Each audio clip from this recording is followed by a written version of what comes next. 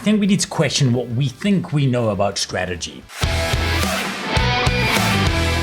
Now, in my book, Relentless Relevance, I go to war with the old school idea of strategy, not because planning is bad, but because strategy, as most people use it, came from a different time. It was built for a world that was predictable, a world where you could look 5 years ahead, make a plan, and trust that the landscape wouldn't shift too much in the meantime. But let's be honest, that world is gone. Predictability is dead. Very dead. And if strategy is built on the assumption that we can predict the future, then strategy, as we've known it, is a dead idea walking. What we need now is a new model, a more layered way of thinking, one that helps us navigate both the frenetic chaos of the present and the uncertainty of what's coming. And this is exactly how we think when we run strategic sessions with the companies we work for. We don't just want to help them plan, we want to push them to stretch their thinking, to move beyond what's next and into what's possible. This is how we frame it.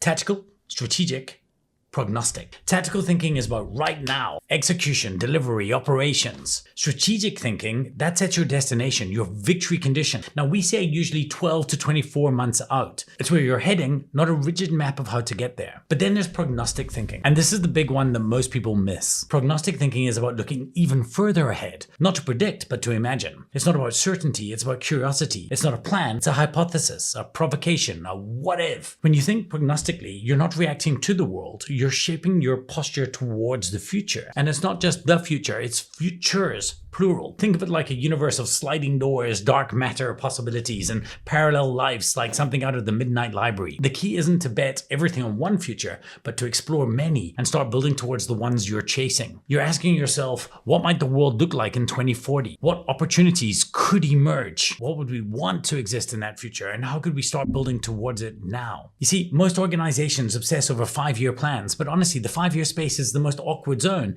It's too far to execute, but it's too near to imagine. He has a 5-year plan. What is it? Don't die? I'd argue it's better to start with prognostic thinking. Stretch your imagination farther into the future. Imagine what could be, then work backwards to set clear, focused, strategic destinations in the near term that can move you in that direction. And this isn't just about business, this applies to your life too. Don't just ask, what's my next role? Ask, what could 10 years from now me look like? What kind of work would future you find meaningful? What kind of impact could you make? Then set a near-term destination and start moving towards that. See, that, my friends, is how you stay relevant. It's how you stay future fit, not by predicting what's next, but by imagining what's possible. Just look at Tesla for a second. They didn't build a car, right? They imagined an entire energy ecosystem. Then they worked backwards from there. You know, even the way they started with the high-end Roadster, knowing that their long-term play was affordability, that was a deliberate move to fund the future while building the infrastructure and momentum to get there. That's not tactical. That's not even just strategic. That's prognostic. Oh,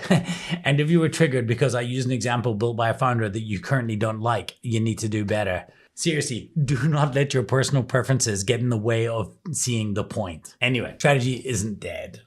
It just needs a promotion, right? If you want to stay relevant, you need all three. Tactical for today, strategic destinations for the next chapter, and then prognostic thinking for the futures that you want to help shape. Because the futures don't belong to the planners with the most detailed predictions. It belongs to the curious with the wildest imagination.